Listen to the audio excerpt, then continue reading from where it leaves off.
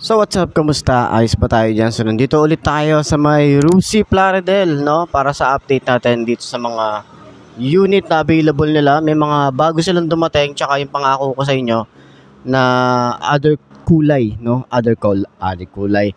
Mga iba't ibang kulay nung mga bagong nila, motor na dumating. Katulad ng Breeze, tsaka nung Smart. So umpisa na natin yung vlog ngayong araw na to. I'm an addict, addicted to being savage. My life is a little graphic, like HBO making magic. I'm rapping to make that passive money coming from traffic. Doing mental gymnastics, I'm fluid and problematic. You losing if you come at me the wrong way. I've come a long way from sipping on Bombay. It's 1942 now, in this loud mouth, sipping hard in the back. So yun na nga, meron silang mga repo dito, kaso konti na lang. Dito rin, medyo okay or goods yung mga nandito. Dito naman parang mga na-aksidente. Pero yun nga, may pan-tricycle, mga pan-enduro, RFI, mga rapid, meron sila rito. Dun din, meron sila mga scooter doon. Okay? So nga pala, ito yung Breeze 150, no? So tunog bula daw natunog sa buwan. So nga, ito na nga pala yung kulay black. Ayan. So ito yung combination niya, no? Meron siyang mga red lining and white.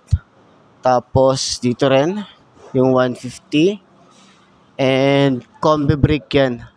Ayos, 'di ba? And dito naman yung sa kulay red niya, ay sa kulay black niya, red yung combination dito. Tapos white and then yung Breeze. So yung taillight, hindi ko napakita to last time So ito yung utang ko sa inyo. Yan. Ang forma nung datingan nito. Yan. Yung nakalagay dito, catching. Yan catching pala, catching. Tapos, yung pinaka-taillight niya, ito. Split type siya. Tapos, ito yung pinaka daytime running light. So, pag prenes natin yung brakes, ito yung iilaw. Then, maganda yung kanyang, yung kanyang signal light, no? LED rin, may plate light din tayo rito, reflector, tapos lagay ng plate. Ayan. So, sa mga nagtatanong kung ito na ba yung sparkle. So, sabi nila, boss, iba pa yung sparkle na 150 na naka-radiator compared dito, no? Iba pa daw to na lumabas, no? So, ito kasi yung version 2 ni Flare, tapos ang makina nito ay kay Rapid 150. Yan. Yun yung sabi nila dito. Kasi iba yung mags nito compared dun sa Sparkle. Tapos yung datingan ng Sparkle, iba rin Pero yun na nga, abangan natin yun. Next year daw, ilalabas yun, no?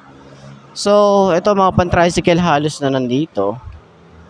Ayan, meron tayo dito Classic 250i. Sa mga naghahanap, meron pa rin RFI 175. Ayan. So, update sa RFI natin, medyo masama ang pakiramdam ni RFI, no? Meron tayong problema sa kanyang bushing, no? Yun yung hindi ko napakita sa inyo. Hindi ko masyadong na-vlog, pero yun yung problema natin. Umuuga siya. Hindi maganda sa pakiramdam pag nagra-rides. So, ayan, meron tayo ditong Smart 125. Ayan. Kulay red. Tapos dito naman meron tayong black, kulay blue, red. Then mga rush na yun nandito. Ayan, puro rush. Tapos doon din mga Macho 150, 125. Ito yung Breeze na vlog natin last time. So na-available pa rin naman ngayon. 2 unit lang yung available dito. Tapos, meron din sila doon na Flame 150. So, hindi pa yun yung naka-radiator. Okay? So, maangas talaga yung datingan nito, Ang napansin ko lang dito, mas mababa yung kanyang itsura. Kita nyo to, pansin nyo to, mababa masyado. Compare doon sa Click. Pero doon siya Inspire. Ayan. Ganda nung ganda nung datingan niya. Diba? Tapos, naka-combi brake pa siya. Malalaman pala kapag naka-combi brake, ayan. 3 yun dito. Yun pala yun. Kaya pala tinawag na combi brake. Then RFI. Meron silang kulay yellow. Ayan. Classic 250i. Kulay blue na Smart 125. Surf. Ayan. Ito yung mga available nila dito sa branch. So, puntahan nyo na lang dito para dun sa lahat ng mga gustong kumuha. Update vlogs lang naman to, no?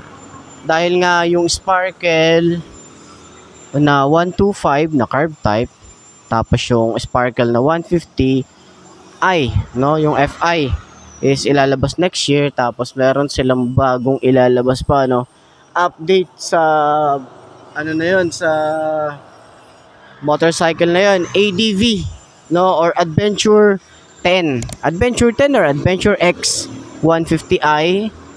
So maganda-ganda yung itsura nito, no? Naka-projected valve. Halos parang si RFI yung datingan niya, pero naka ADV style. Ayan, makikita nyo sa vlog ni Mitch Motovlog. Okay? So, marami din nagsasabi na ilalabas din daw yung tawag ito XDV na 175. Ang alam ko kasi hindi siya ilalabas, hindi siya approved.